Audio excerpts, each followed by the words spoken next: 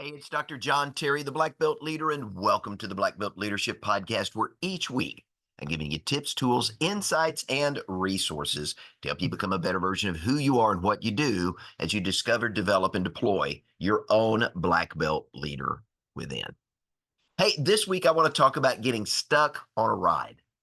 Now, I was recently asked to speak at a conference in Hershey, Pennsylvania, and it was hosted at the famous Hershey Lodge, right across the street from where some of the best chocolate in the world is made.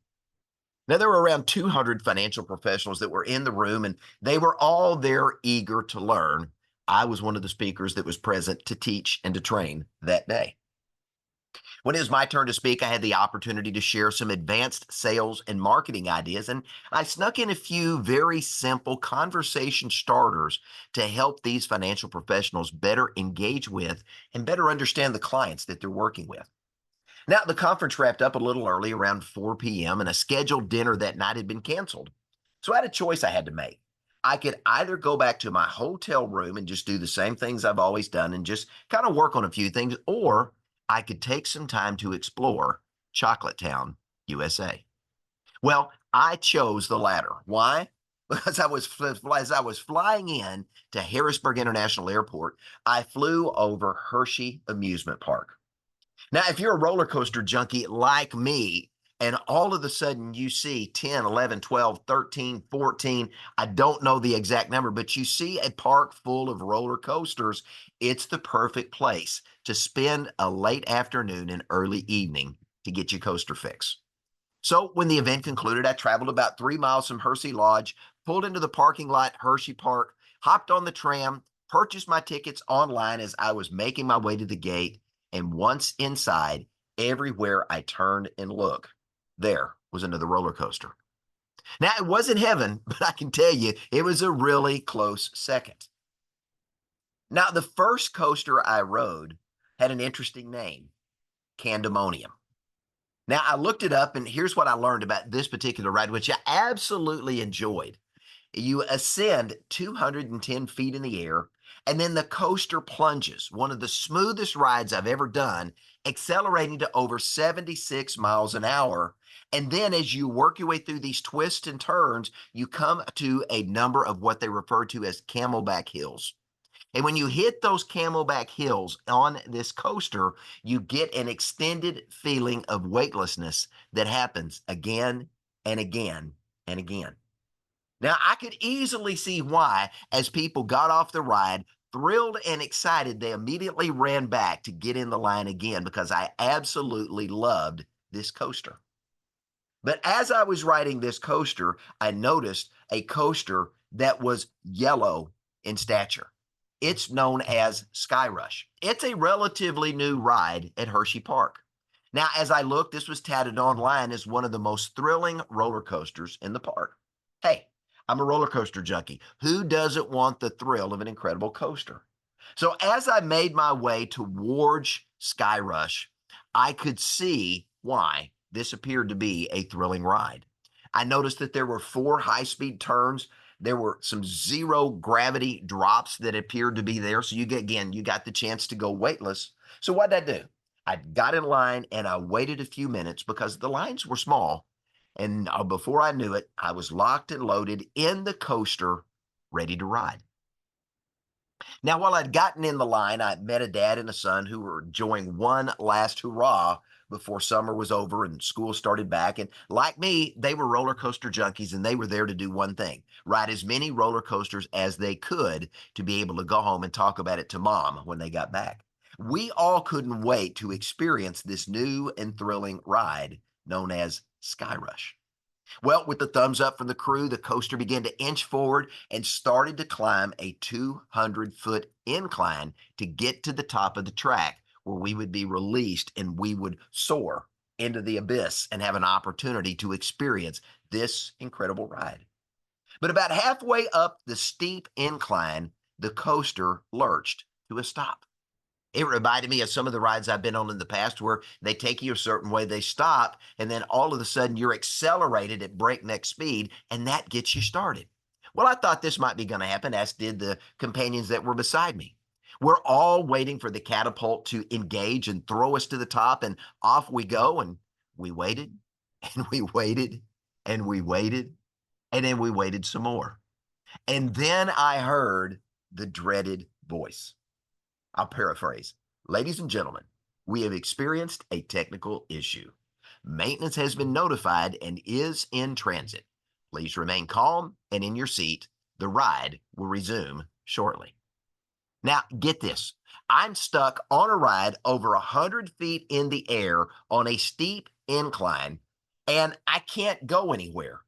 And what does this droning voice continue to say? Ladies and gentlemen, we've experienced a technical issue. Maintenance has been notified and is in transit. Please remain calm and in your seat. The ride will resume shortly. Now, the steep incline made it impossible to really lean forward and kind of look around and see what was going on. All I could do was simply rest my head against the headrest behind me, look to my left or look to my right, and talk to my friends that had joined me on this ride as we continued to listen to this voice, the voice, as we called it, continually telling us that maintenance had been notified and the ride would resume shortly. Well, there was absolutely nothing any of us could do because we were trapped on a coaster and there was nothing we could do to free ourselves. And even if we could, what would we do? We were locked in our seats with the restraints tightly holding us in place as they're supposed to do. Now, after about 15 minutes, the father and son duo beside me began to talk to themselves, wondering if maintenance had truly been notified. I was probably thinking the same thing. And we all began to ask just how long we were going to be stuck in the air with no way down. Now, another 5 minutes passed, and the voice suddenly stopped repeating itself. That's either good or it's very, very bad. And then we experienced a slight lurch. And slowly, ever so slowly, the coaster began to inch towards the top of that 200-foot incline. My thoughts immediately went to my childhood and the story of the little engine that could, and I started saying out loud, I think I can, I think I can, I think I can. And everybody around me burst into laughter. Now, as the coaster picked up speed, as it began to inch its way to the top, it ramped up and we finally got to the top of the incline before dropping into what became another incredible ride experience, one of many that day. And like most roller coaster rides, it was over all too soon, and we found ourselves back to where we started. We laughed, we celebrated the fact that we had made it, and we went on to the next coaster. For some reason, nobody wanted to re-ride Sky Rush again. But as I made my way around Hershey Park, that moment stuck with me, and it still does. And that leads me to this week's Black Belt Leadership Insight. In life, you and I, we all experience problems. Those are things we can fix. They're temporary inconveniences that happen as we go through life, but regardless of what they are, we can find a way to work through them. Some examples of problems could be a cold, a flat tire, a disagreement with a family member or a friend, things that happen that we can work through. But there are also facts of life that we experience as we go through life. And there's a difference between a problem and a fact of life. A fact of life is something you can't do anything about. A fact of life is a thing that is beyond our control. And no matter what we do, we can't change them. I experienced a fact of life when I was stuck on a ride at Hershey Park. There was nothing I could do to get myself out of that situation. I was literally stuck on a ride 100 feet in the air. Now, think about facts of life. Gravity is a fact of life. Falling is a problem. You can minimize or avoid falling going up and down stairs by simply going up and down the stairs more slowly, holding onto a grab rail, wearing sensible shoes, and making sure that you're not being stupid or trying to jump from stair to stair and doing crazy things. But gravity, if we start to slip and fall, is going to do what gravity does. We can try our best to avoid gravity, minimize the effects of gravity, but gravity is going to pull us all back to the ground because that's what gravity does. We can't do anything to change it or fix it. We simply have to accept it. So when I found myself stuck in the air, stuck on a ride more than 100 feet in the air, I quickly ran through a mental checklist of all the things I could potentially do to get off this ride and get back on the ground. Now, that probably took all of 5 seconds, if that. I mean, think about it. I had no means to release the restraints that held me in place. And even if I could, did I really want to try to climb down a 100-foot steep incline to get back to terra firma below? I was facing a fact of life, something that was beyond my control, and I simply had to accept that I was in a situation that I couldn't fix. Now, that got me thinking. How many times do we fret, do we worry, do we fuss, or do we complain over things we can't control? Situations that we can't remedy on our own, or natural laws that no matter how hard we try, we can't overcome or override those natural laws. Now, that took me back in my thoughts to a few weeks prior. I'd flown back into Little Rock after keynoting a conference, and it was very, very late after midnight, and I was ready to get home. It had been a long several weeks of travel. Now, the highway crews were out working on the interstate at night, and they were working near the airport, and lights were flashing, and we were being detoured here and there as we moved, and they were working on different lanes. And all of a sudden, as I'm driving down the road without any notice or any advance warning, I came upon a large pothole right in the middle of the highway. At 55 miles an hour, I didn't have time to move to the left or right to avoid it. So I struck that pothole with my front right tire. Now, as a result of that, it unseated my tire. If you don't know what that means, the tire actually came loose from the rim and deflated. Now, I drive a Camaro. And if you drive a Camaro, here's what many of the Camaros don't have, and that's a spare tire. In place of a spare tire, most of the Camaros are equipped with an inflation system that will air up a flat tire, but it also includes a sealant that if you have a nail puncture or some other type of small hole in your tire, it will seal it until you can get to a tire store and get it repaired. Now, a flat tire is a problem. I could change a flat tire, I could air the tire up, I could seal the flat, but a bent rim and an unseated tire is a fact of life. Because when your rim is bent, even if you can get air into the tire will not reseat. It won't seal around the rim, and you can't air it up. So what did I do? I limped my Camaro into a gas station at 12:30 in the morning. I got on the phone and called AAA, and I waited for a tow truck to come get me. Now, it took the tow truck about an hour to show up, and then it was another 30 minutes to load my car. And from there, it was a 54-mile ride back to Hot Springs to drop my Camaro off at the tire store and wait for my wife to come pick me up. Now, think about what I could have done. I could have gotten angry. I could have gotten mad. I could have yelled and screamed, and I could have acted like an idiot. But how would that help me resolve a fact of life I couldn't fix on my own? This was my chance to live out a personal growth teaching I often share. Problems can be solved, leaders solve them. Facts of life can't be changed, leaders accept them and move on. Now, my rim couldn't be repaired. There was no replacement to be found anywhere in the United States. So, what was the outcome for me?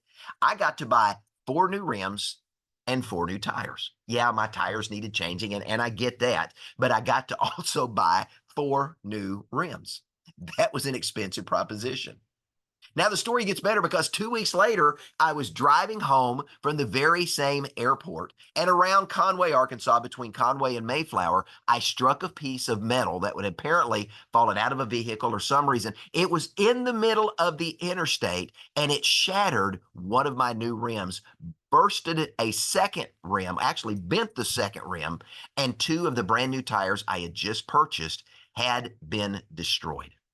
So I limped to the side of the road, and a few minutes later, a state trooper stopped to check on me. And once again, I was on the phone to AAA to come get a wrecker to take me back to Hot Springs, Arkansas. 2 hours later, the wrecker finally arrived, and I went through the process again. So what was the outcome this time? One rim, the bent one, could be repaired.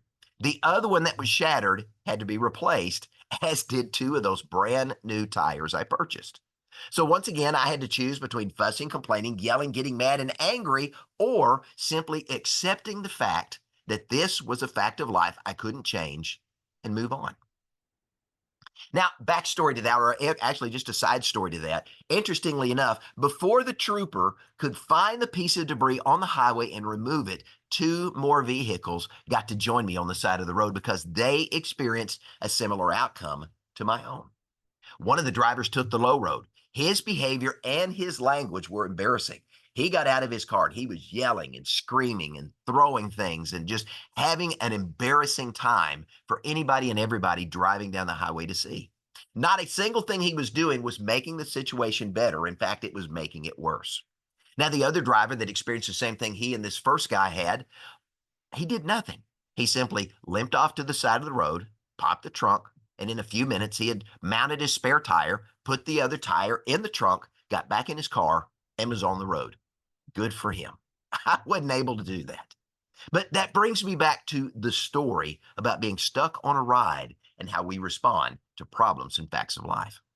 How you respond to life says a lot about who you are on the inside. Let me say that again.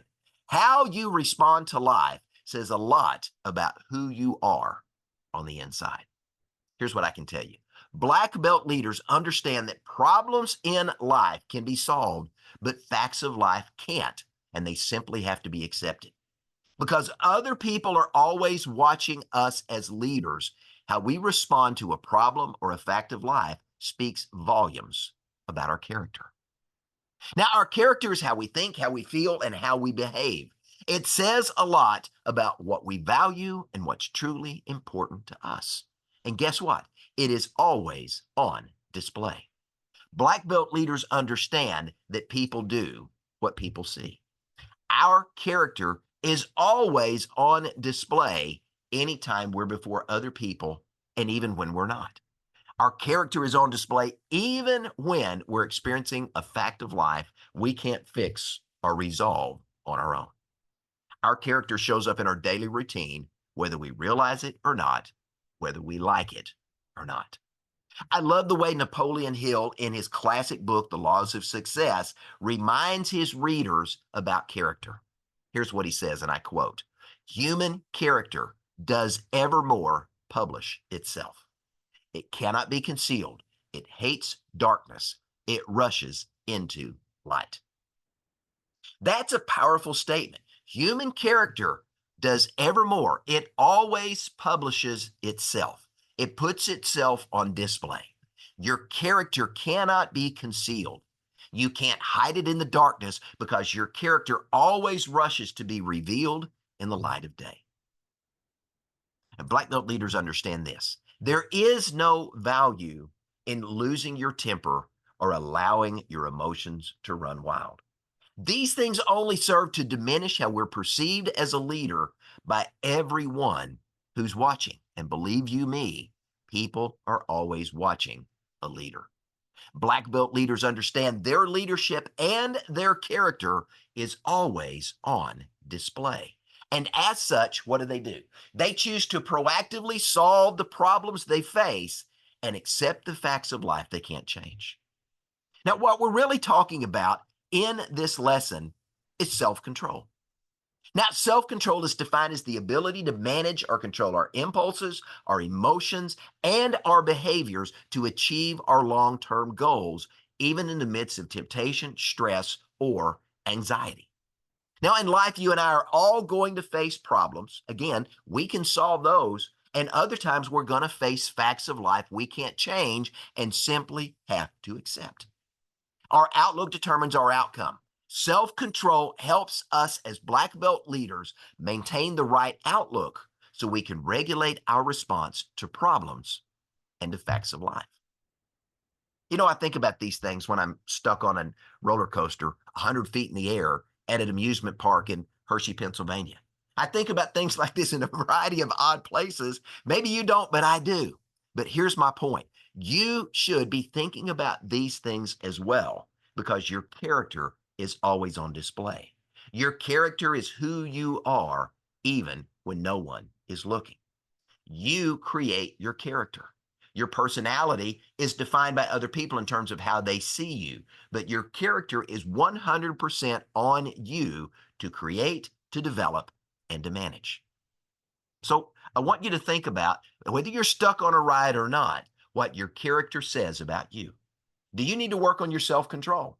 If so, let me encourage you to begin to do that today. And it starts with this: understand, leaders recognize there are problems in life and they can solve them. Leaders also understand there are facts of life they can't solve or change. They simply accept them and move on. That's a great place to start in developing and expanding your ability to practice self control. But if you do happen to find yourself in Hershey, Pennsylvania, you can't go wrong with spending some time at Hershey Park, especially if you're looking to get your roller coaster fix. I had a great day. I had an opportunity to ride 10 incredible roller coasters while I was there. But I'll give you this as a wrap up for today. If you do go to Hershey, Pennsylvania, and you do choose to ride some roller coasters, here's a personal recommendation. Make Wildcats Revenge your last roller coaster ride of the day. Because once you've ridden Wildcats Revenge, all the other coasters in the park pale in comparison to this massive wooden behemoth. And by the way, when you're riding these roller coasters, it's another opportunity to practice self control while enjoying a thrilling ride. So jump in the coaster, lock and load, get your hands in the air, and go have some fun at Hershey Park. And to the folks at Hershey, thanks for an incredible day. And in the immortal words of Arnold Schwarzenegger, I'll be back. Hey, I'm Dr. John Terry, the Black Belt Leader. Thanks for joining me. Have a great day.